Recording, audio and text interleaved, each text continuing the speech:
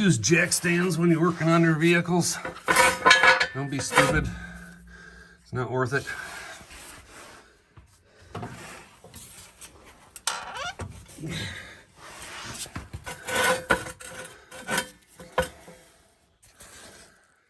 Using the Ingersoll Rand Thunder Gun. Love this thing. They're not paying me to say that. I've had this thing for a long time. Works awesome, takes off really hard lug nuts. But the Thunder Gun's an awesome one. It's kind of an upgrade to the 231, which is like a workhorse. I got one of those in my toolbox too. But this, I just really like the Thunder Gun, and it's got a cool name. I'll leave the link in the description so you can see this. But again, like I said, they're not paying me to say. I just love these Ingersoll Rand air tools. Okay, so in this episode, we're just gonna do a little bit of maintenance. We're gonna get into the caliper and check the slides, take a look at the brake pads, make sure they're good. We're taking a look at the rotor, make sure it's not all grooved up, stuff like that. But our main goal here is to make sure the caliper's not seized up, make sure that the slides are working the way that they're supposed to. If they're not, then we're gonna pull them out, we'll clean them up and grease them up, and I'll show you the process for that. We're also gonna take our pads out and we're gonna clean up the edges and put a little bit of grease on those. Keep everything working the way it's supposed to be working in the back of this F350. So, first thing you have to do is take your tire off. If you don't know how to take your tire off, then you probably shouldn't be messing with your brakes. But first take tire off, and then we'll get to the rest of the stuff. All right, taking the caliper off on this Super Duty is pretty easy. If you have one of the fancy ones that has the parking brake attached into the caliper, it'll be a little bit different, a little more difficult. You got to deal with cables and things like that. For this one, we have one bolt here and then another one just like it down at the bottom. Take those two bolts out, and then we'll just do a little bit of prying here, and we'll pop this caliper out. And then I'll show you the next stuff after that. All right, so the process of taking the caliper off is pretty straightforward. You got two bolts you got to get out.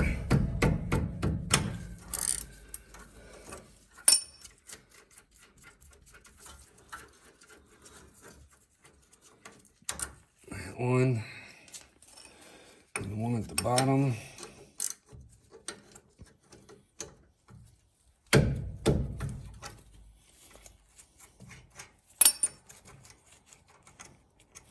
Looks just like it. And you can get in here with a little prying utensil, get the caliper pried off.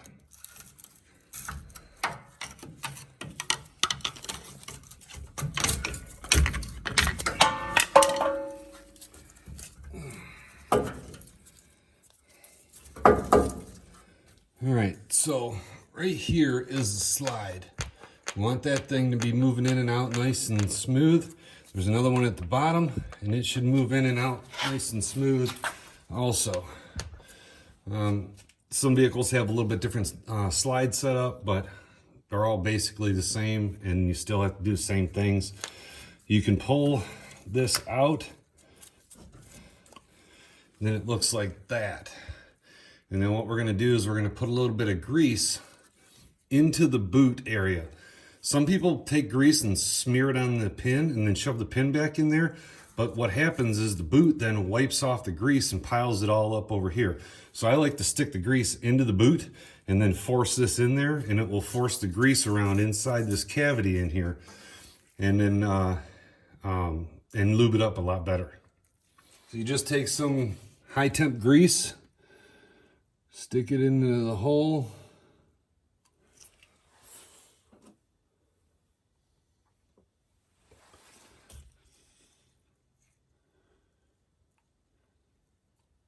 Now, if it's rusted and seized and not moving, then your battle is going to be a little harder. Let me wipe this off. Okay, so this gets all rusted up and it sticks inside of here. So what you can do is you can grab this thing with vice grips and you can wiggle it back and forth till it gets breaking loose a little bit, and then pull at the same time that you're wiggling it, and eventually it'll come out. Then this thing will be all rusty. This one's in really good shape. The bottom one on the other side was rusty, and I had to clean it up a little bit, but it wasn't stuck. It was just a little crunchy. I just ran it on a wire wheel and cleaned it up. But if yours is rusted in there and it won't slide back and forth, then you can grab it with vice grips and wiggle it back and forth. See if you can get it broke loose. You can pull the boot back, try to shoot some PB Blaster or something like that in there, liquid wrench, and try to let it soak for a little bit, and then give it a little bit of wiggling back and forth, and then try to get it pulled out. And if that doesn't work, then the easiest way is to pull this bracket off and then clamp this in a vise, and then take the bracket with leverage and try to wiggle it back and forth and try to pull it off. If that doesn't work, then you're down to, you're gonna have to sacrifice this rubber boot. You can buy these boots at the auto parts store. They're not very expensive, but you're gonna end up sacrificing it, because what you're gonna do is you're gonna take a torch and you're gonna heat this thing up and then start wiggling this back and forth. But when you heat this up, it's gonna melt that boot. But you will get this out of there. If you break this off in there, you're done. You get a new bracket, and then you'll get some new slides too. Don't break it off in there. That's the biggest thing. You're not going to be able to drill this thing out and make everything line up the right way. So if you break it off in there, you're going to end up having to replace this bracket. You can buy the brackets, but again, they're going to cost money. So now that we got grease in there, we're just going to take this, stick it back in there, force it all the way down, and then the boot will snap on to that pin. Work it back and forth a few times, get that grease around in there. I like to pull it out one more time and then give her a shove back in. Get the grease all worked in there nice. Then pull the bottom one out, take a look at it. It's not bad either, it came out real easy. So wipe it off.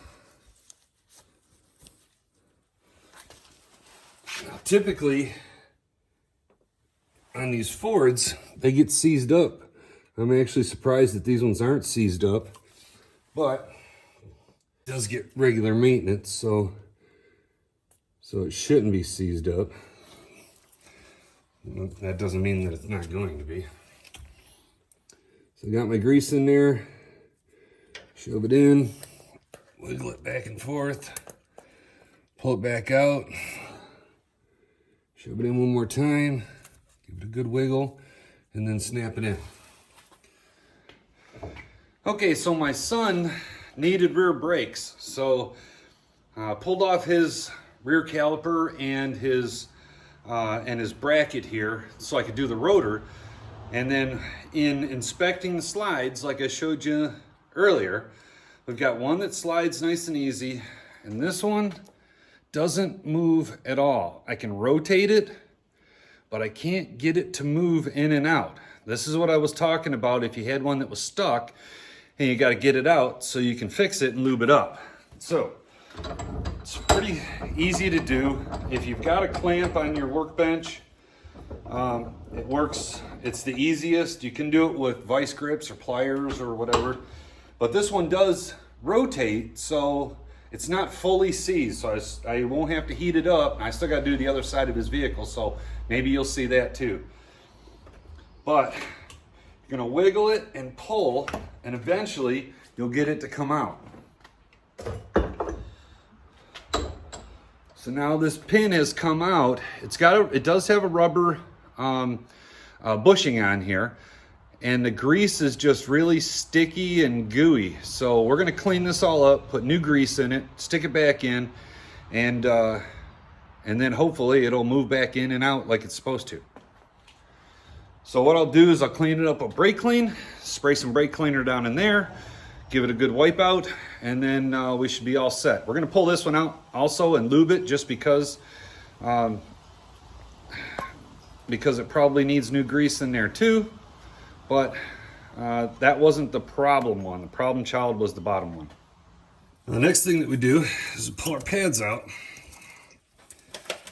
You know, when you're working on your pads, make sure that you don't have grease and crap all over your fingers. And we're gonna be taking a look at the condition and the glazing and see how bad they are. Now what we're gonna do is we're gonna take a wire wheel to this little ear here and the one on the other side too. And we're gonna wire wheel all the rust off that.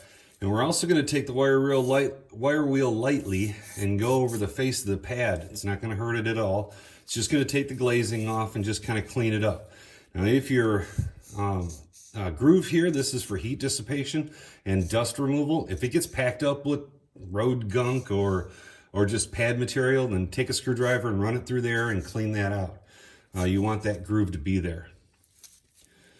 Now when you're looking at pad material, I don't know how well this is going to show up on the camera, but the basic rule of thumb, and I mean, different manufacturers have different specs, but the basic rule of thumb is if the pad material is the same thickness or thinner than this backing plate, time to replace it. If as long as it's thicker than the backing plate, then you still got life left. Now, don't ever believe anybody that says, oh, you got 20,000 miles left on those brakes. Nobody knows how long that you have left on the brakes. I've seen them where, like, this is what they call a bonded pad, where this pad is actually glued or epoxied or some kind of magic onto this metal pad. And I've seen them separate there, and this pad will be brand new and it'll pop out. So you still need to get new pads for it then. Then you're going to turn your rotors when you get new pads, or you're going to replace the rotors. On a truck like this, rotors are super expensive. Any of the bigger trucks, the rotors are really expensive. On smaller cars, you can get away with 20 or 30 bucks for a rotor, but on these trucks, you're not going to get that. So I'm going to go over to wire wheel and whack this with the wire wheel.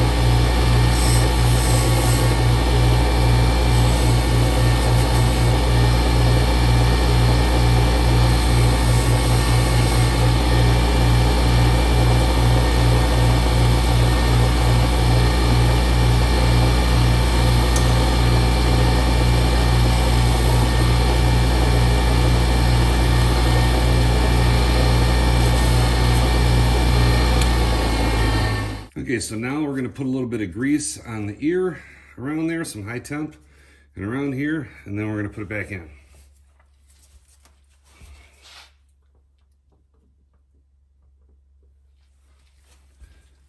You just need a little bit. Just putting a little bit of dab of grease on those edges. And be super careful not to get it on the pads.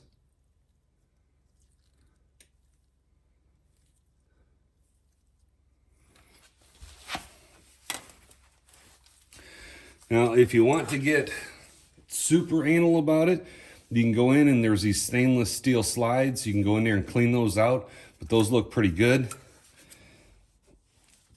And the pads themselves weren't stuck in there. If they're really, really stuck in there, then you're gonna have to pull everything apart and clean it up really good. If they're stuck and they're not moving, then you've got rust issues in here that you gotta fix. Because if the pad doesn't slide back and forth and they're good, then your brakes will either not apply or they'll grab and not let go.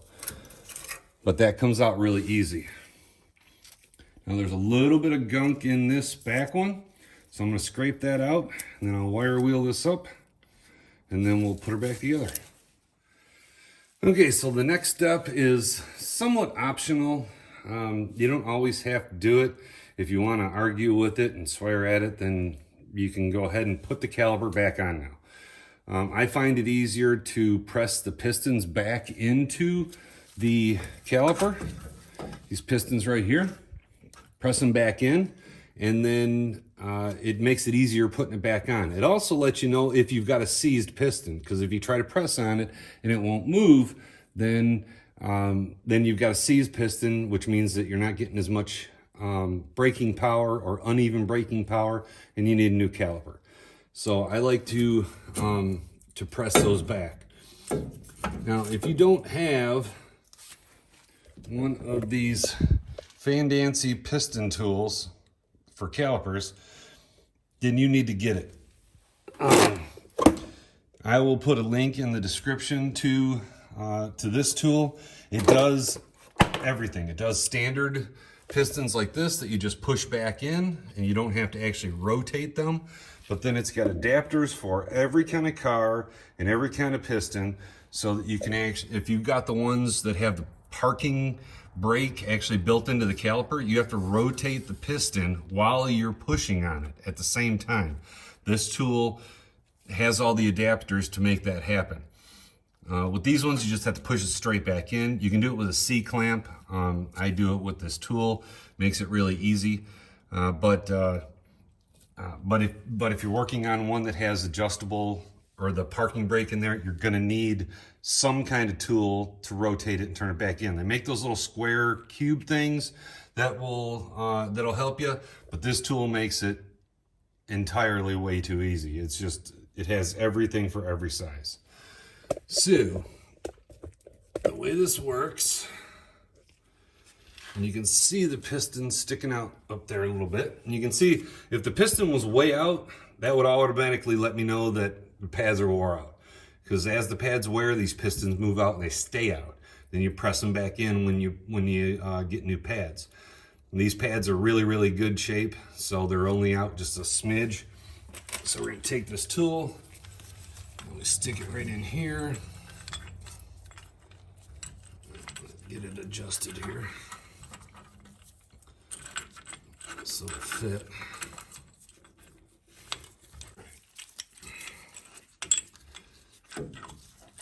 They also make simpler ones of these tools that are cheaper, that will just push plain regular pistons in. This one has this adapter here to push flat pistons. It does have the little prongs on this piece that's inside there. It's a separate piece, but you have to let it rotate. So now all you do is you just tighten it and it pushes the piston back in. Now, if you're doing like brand new brakes or you put new brakes on, you have to push the pistons way back in.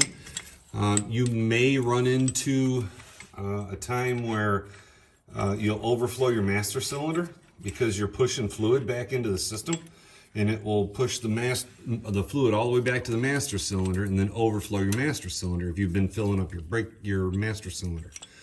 Don't freak out, just clean up your mess when you're done. Or you can go up there and drain some out if you know you're gonna be pushing a lot of fluid out. And then you push this one in. And what you wanna make sure when you're pushing the other piston in, since this is dual piston, that when you're pushing this one doesn't come out. If you're doing new pads, you can just take one of the old pads and lay it across here and push both pistons at the same time. But since I'm not doing that, I have to push one piston at a time. So we're gonna push the piston back in. It's not very hard. It shouldn't be hard. If it's hard to push back in, then there's something wrong. And now we've got both pistons pushed back in. We can bring the caliper around and it will go on. Adjuster down there. And it will go on nice and easy. And then you put your bolts back in and you're done. Always, always, always, always, always. Did you hear me? I said always. Always, after you're done doing brakes and you push those pistons back in, those pistons have to come back out and make the pad contact the rotor or get really close to it. So when you're done doing brakes, get in the vehicle. Before you move the vehicle, before you take it out of park, give the brakes a few pumps. Get a good solid pedal, and then you can put it in reverse or drive or whatever, and you can move the vehicle.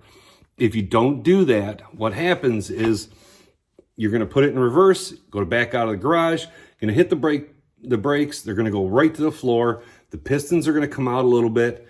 You're going to panic. Slam on the brakes again, it's gonna come out a little bit more, and then a lot of people panic at that point after they hit the brakes twice and nothing happens, and they just hold it to the floor.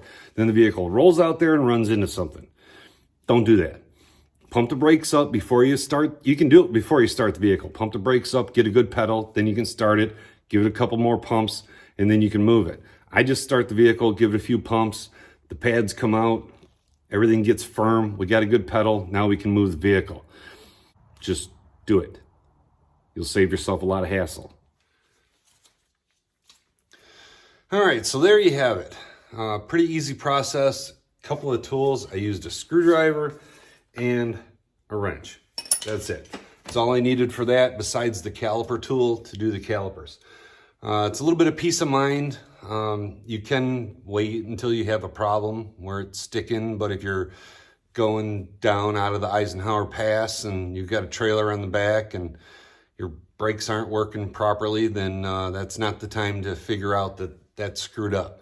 So when you have some downtime and you're back in the back doing whatever else you're doing, I had to get in here to mess with the parking brake anyway so I could pass the DOT inspection.